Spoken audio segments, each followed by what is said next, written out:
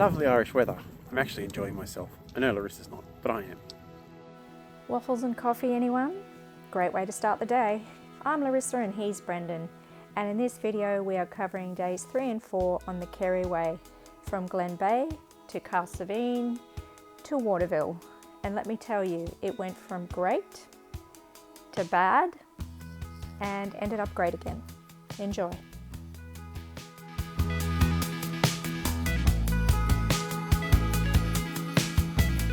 Go. As I am slaying yet another mountain in the southwest of Ireland, here's another use for my stick stashes, my spuds stick stashes. Steel pole, up and over the 1 millionth star for the day, and hands-free. And my poles, sure, I could lean them against the gate, but why do that when I can simply grab them and go? And then all you need to do is clip them like that, and then the magnets won't rattle, and we're off again. And while I'm banging on about this, I just went over another style, but I actually left the magnets secured and it worked perfectly fine. How amazing is this view? Thank you, I'll take it. Well, hello, I'm Larissa, he's Brendan, and we're walking from, where are we walking from? Glen Bay to Roscar today. And right now we have climbed and slayed yet another mountain, and that is part of, I guess, the Wild Atlantic Way down there.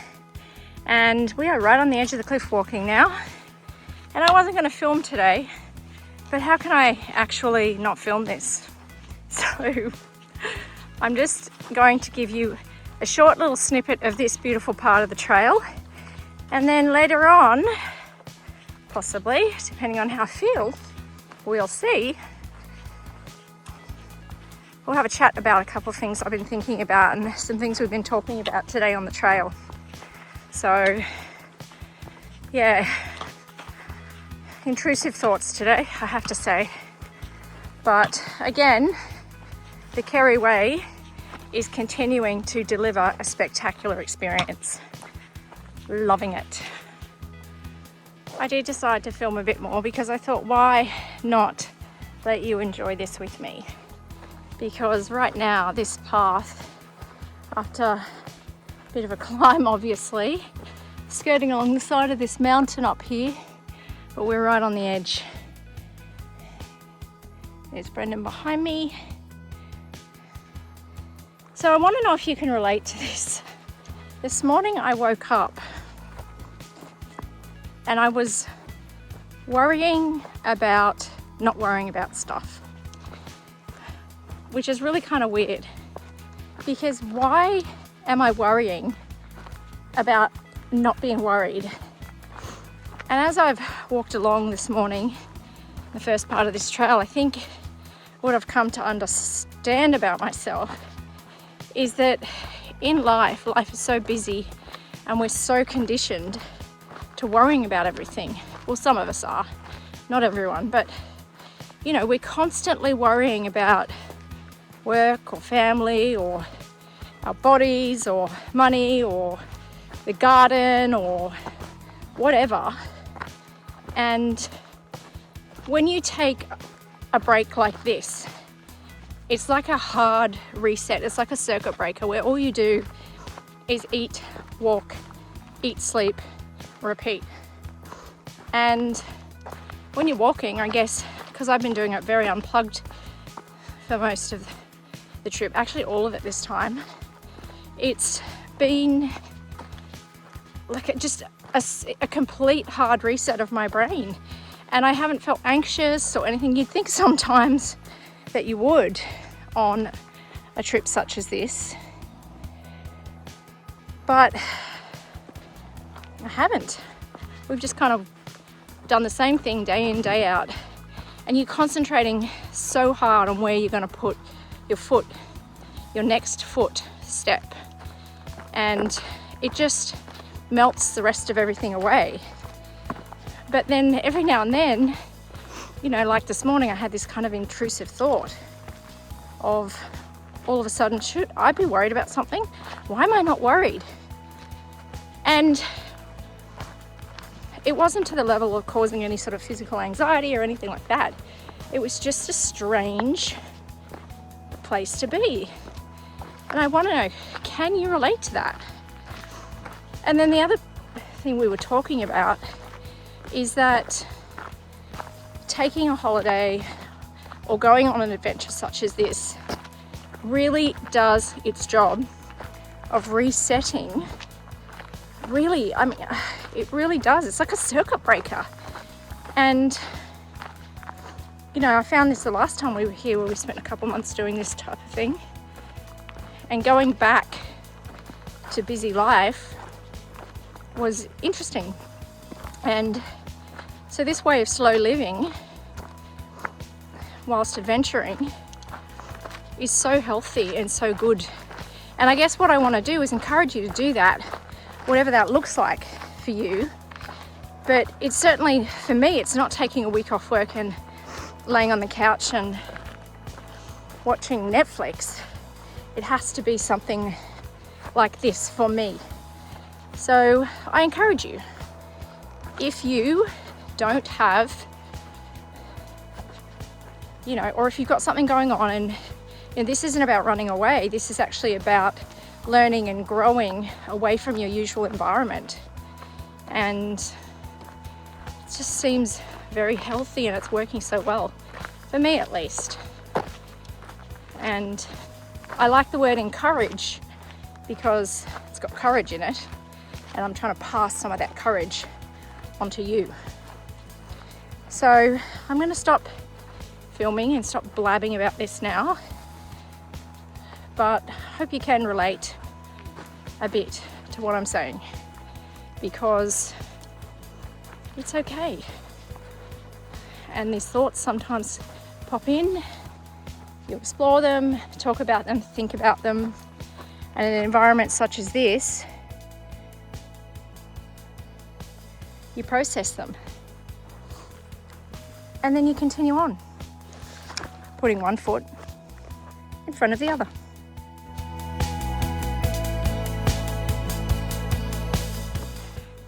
As we get to the summit, I just need to issue a little correction. I don't think we're going to Roscoe, I think we're going to Castlevine. But we're going to pop out. We're going to only do 15Ks today, because that's what we feel like doing. And we're going to pop out at Kells and then bus forward, I think. So I think this is an old coach road. Look where we've come from, can you see? All, well, right way around this mountain. But yeah, the high point's just up here.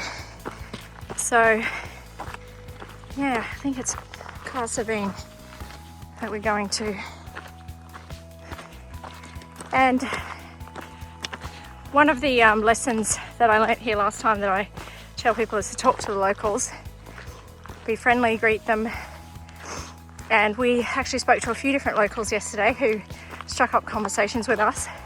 And one of them advised that, you know, if we wanted to cut this in half, that we should take this first half and do this first half up the high section and, you know, slay the mountain, which is what I'm just about to do.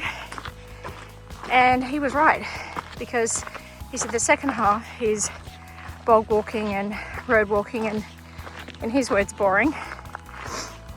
And I'm so glad we took that advice, because this has been such a joy, and I'm feeling such a sense of satisfaction about this decision. So Brendan's up there, just see him, he's reached the top before me, and we're going to have a break up there because I'm really hungry. I need some energy to get down the hill, but it's mostly downhill from here, I think, so I'll take it. Look at that. Amazing. All right, Time for a break.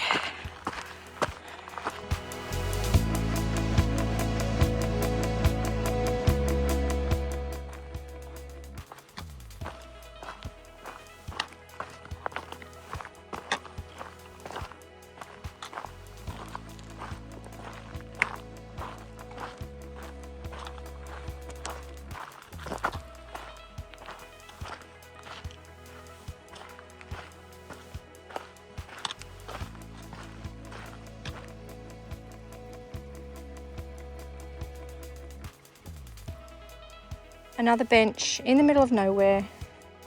Thank you, O'Grady family, for this really comfortable bench and for the whimsical panda over here. I love it.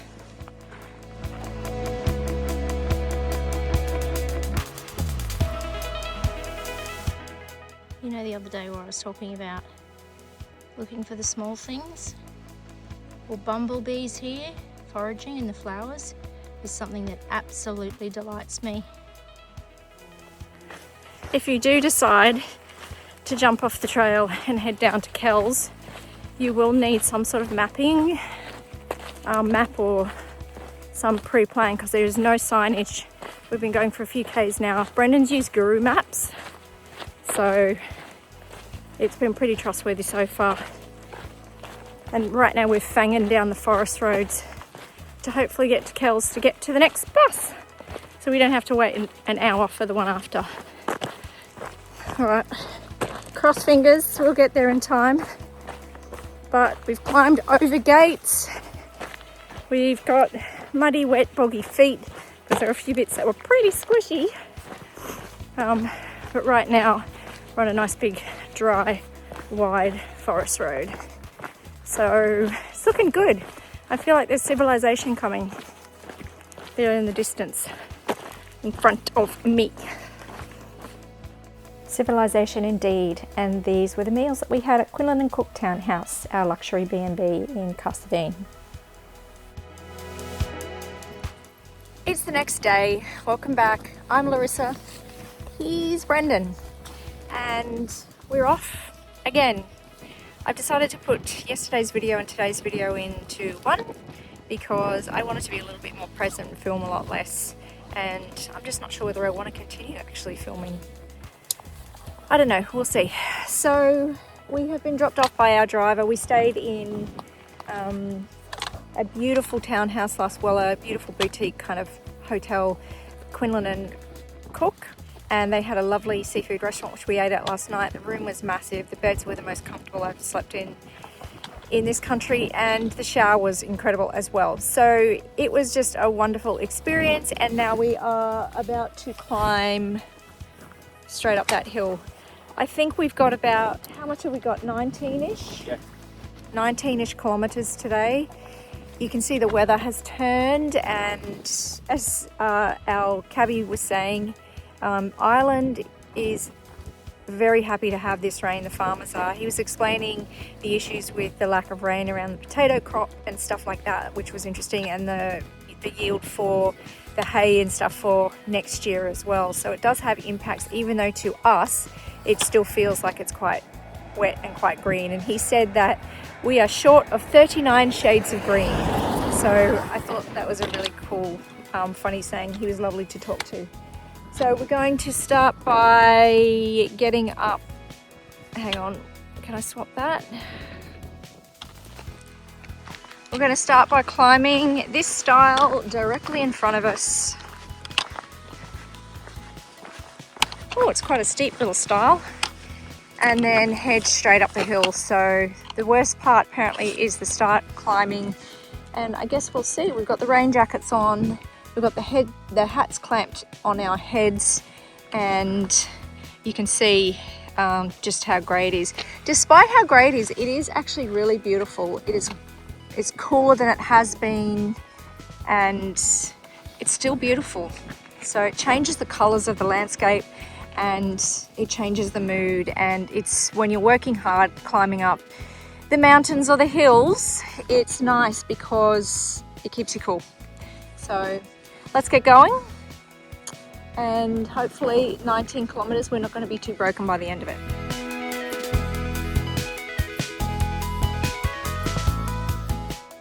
This right here is an example why long sleeves and long pants are good for hiking in this country, because all of these bushes are spiky and growing very close together, and you cannot help but brush past them and go through them. So, like, look at this. Evil. Evil, evil, evil. Up, up, up we go. This is about where it started to get really sketchy and the weather turned for the worse. The wind picked up, the rain started to drive. A bit difficult to see here, but it continued on. I didn't obviously get it all on camera, but I became quite concerned, I have to tell you, as we travelled along the top of this mountain.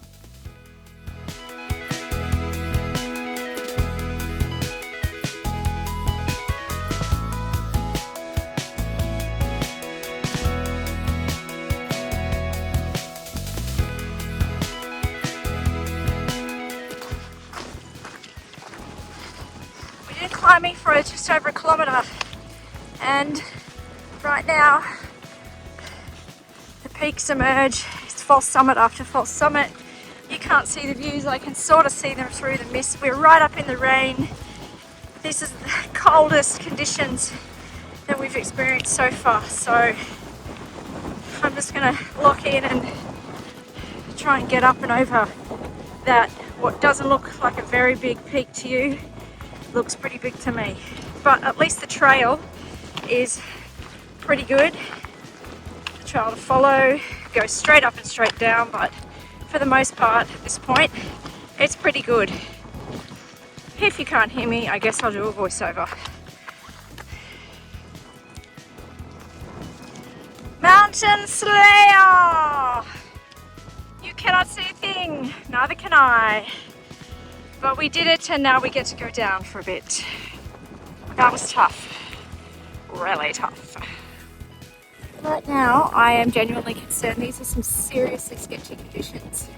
We're saturated, we're warm, and we know how to keep warm. We've got stuff to keep us warm and to make drinks, but like, you can barely see. Brendan's behind me, so I have to keep waiting so that I can see the mist. But I want to get off this mountain. Why are we doing this? I don't know.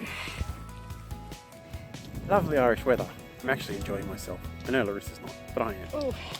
Exclusive content for premium subscribers.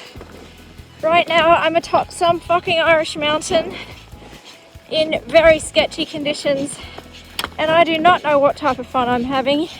But I can guarantee you it's not the type of fun you wish you were having right now.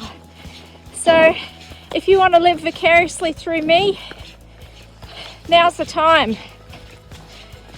Because this is cray.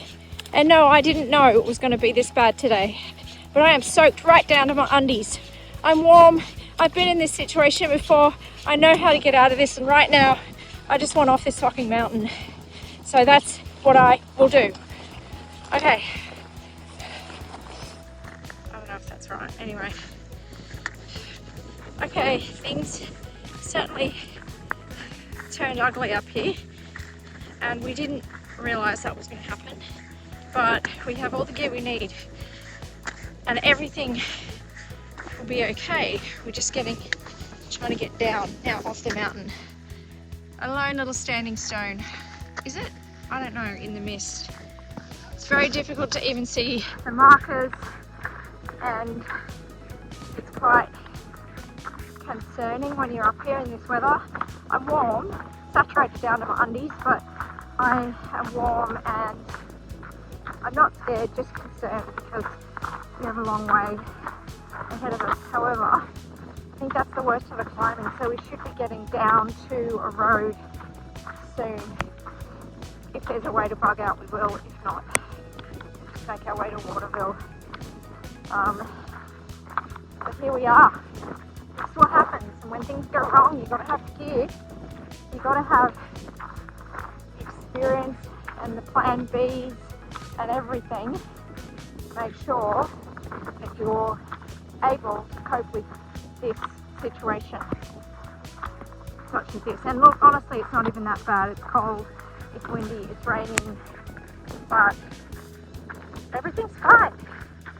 And this reminds me of my mantra, which my dear friend Michelle gave me at one point, and that's what's been going through my head, which is, I'll share that with you now. All I need is within me now. So that's what I have been repeating to myself as we were going down those mountains. All I need is within me now. All I need is within me now. Alright, get out of here. Sorry about the bad camera in filming angle.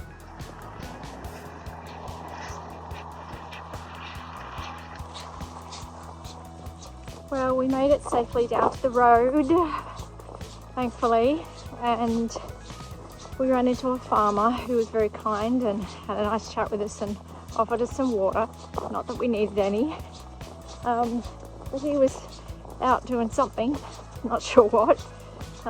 Sunday in the rain, I guess a farmer's work never stops.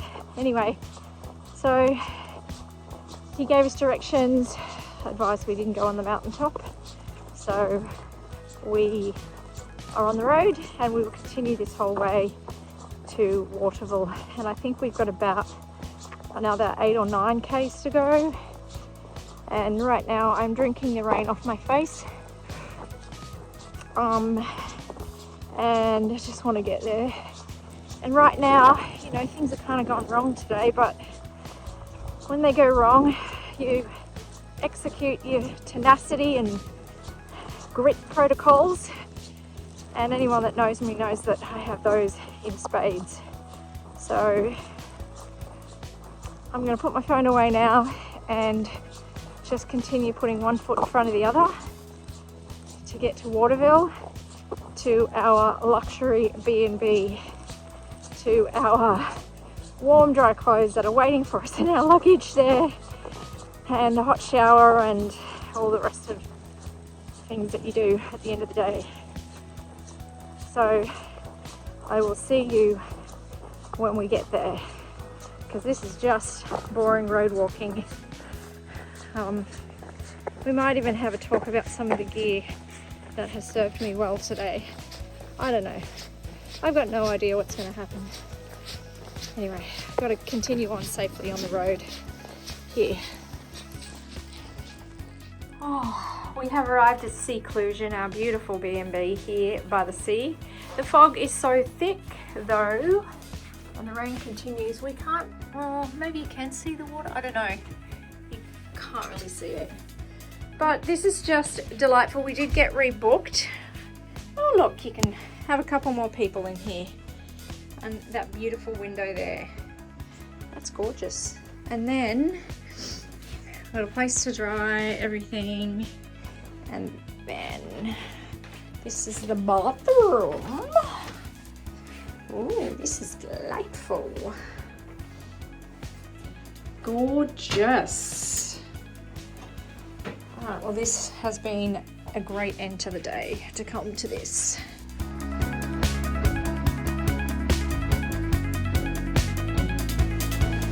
After the stress of the day and our zombie march to Waterville, the fog and the rain lifted somewhat, so we were able to explore this beautiful and tiny little town.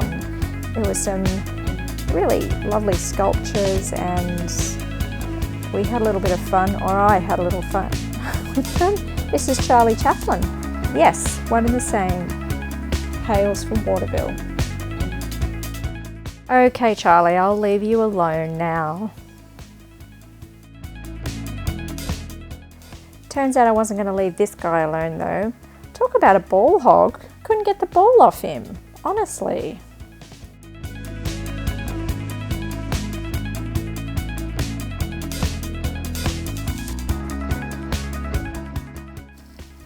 And then it was off to the Lobster Bar and Restaurant for some late lunch, early dinner.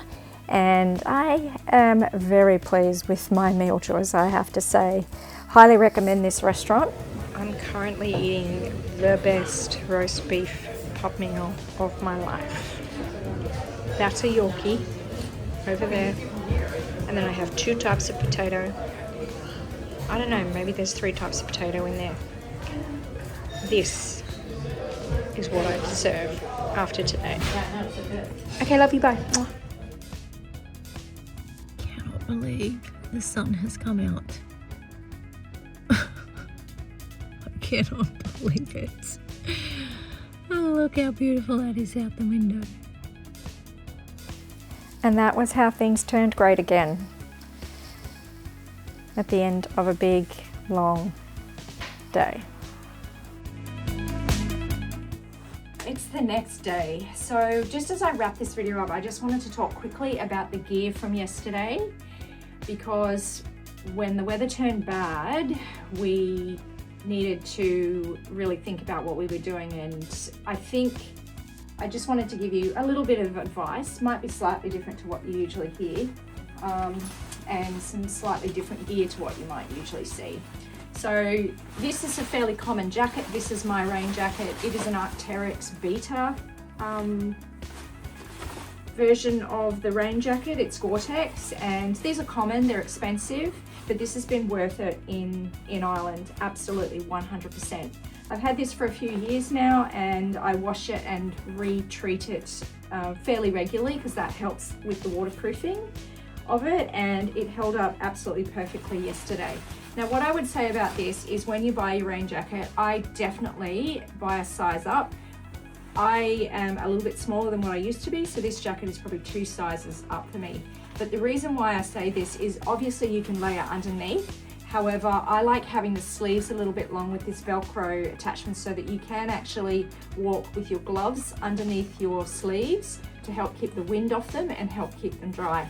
And obviously if you don't want to, you can Velcro the cuff, and you can wear the sleeves up higher. Pit zips, super important. A good hood, adjustable hood, obviously.